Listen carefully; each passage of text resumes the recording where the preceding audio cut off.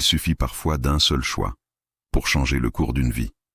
Il y a des décisions qui, en une fraction de seconde, réécrivent notre futur, celui de notre famille, et parfois même celui de toute une nation.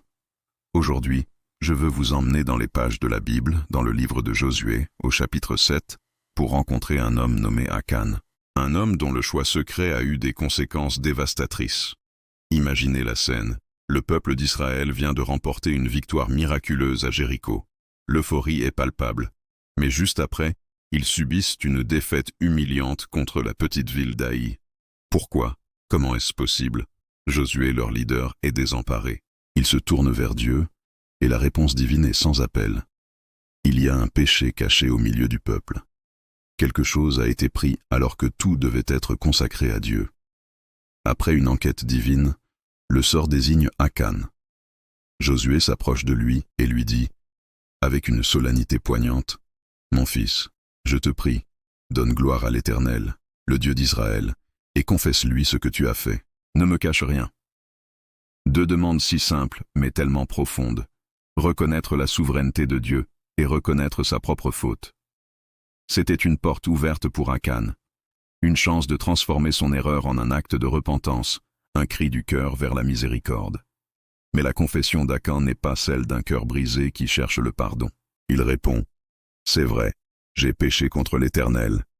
J'ai vu parmi le butin un beau manteau de Shinéar, 200 cycles d'argent et un lingot d'or. Je les ai convoités et je les ai pris. Ils sont cachés dans la terre au milieu de ma tente. » Il décrit les faits, mais où est le regret? Où est la douleur d'avoir offensé Dieu? C'est une confession forcée par les circonstances, pas une transformation intérieure. Et c'est là que réside tout le drame du péché que l'on dissimule. Akan a cru qu'en enterrant son trésor sous sa tente, il le cachait aux yeux de tous, y compris aux yeux de Dieu. Mais c'est une illusion que nous entretenons tous parfois. On ne peut pas cacher ce que la lumière de Dieu expose.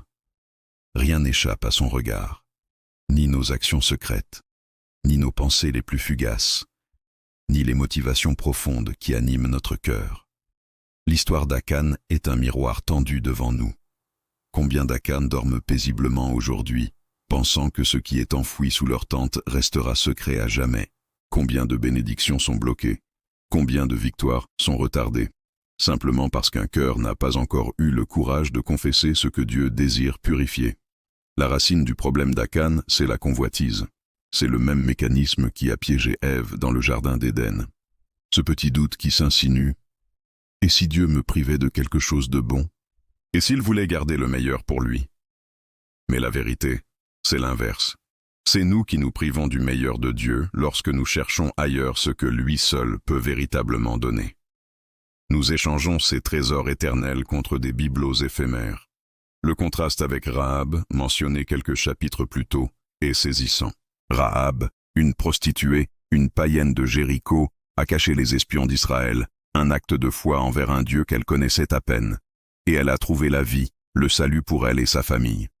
Akan, un membre du peuple élu, un homme qui avait vu les miracles de Dieu de ses propres yeux, a caché le péché. Et il a trouvé la mort. Cela nous enseigne une leçon capitale. Le salut n'est pas une question d'étiquette religieuse ou d'appartenance à un groupe. C'est une question de cœur, un cœur obéissant et une foi vivante. Chaque choix que nous faisons, aussi insignifiant qu'il puisse paraître, est en réalité une déclaration. Il révèle si nous faisons confiance à Dieu ou si nous nous méfions de lui. Et ce sont ces milliers de petits choix, répétés jour après jour, qui façonnent notre caractère et, finalement, déterminent notre destinée. Alors aujourd'hui, Dieu nous lance une invitation. Il nous invite à ouvrir nos tentes, à prendre une pelle spirituelle et à déterrer ce qui y est enfoui depuis trop longtemps. Nos fautes, nos convoitises, nos mensonges, nos jalousies, nos addictions secrètes. Il nous invite à tout déposer au pied de la croix. Non pas pour nous condamner, mais pour nous libérer. Car il vaut tellement mieux confesser dans un espace de grâce que d'être exposé dans le jugement. Dieu ne cherche pas à nous humilier. Il ne prend aucun plaisir à la honte du pécheur. Ce qu'il désire plus que tout, c'est notre restauration. Et lorsque nous lui rendons gloire par une confession sincère et authentique, ce n'est pas la fin de l'histoire. C'est le tout début d'un nouveau chapitre. Alors, je te laisse avec cette question. à méditer honnêtement devant Dieu. Qu'est-ce que je cache sous ma tente? Et souviens-toi toujours de ceci. Dieu ne révèle pas pour détruire, il révèle pour guérir et pour sauver. Merci beaucoup d'avoir regardé cette vidéo. Si ce message vous a parlé, n'hésitez pas à laisser un commentaire, à aimer la vidéo et à vous abonner pour ne pas manquer les prochaines. Que Dieu vous bénisse.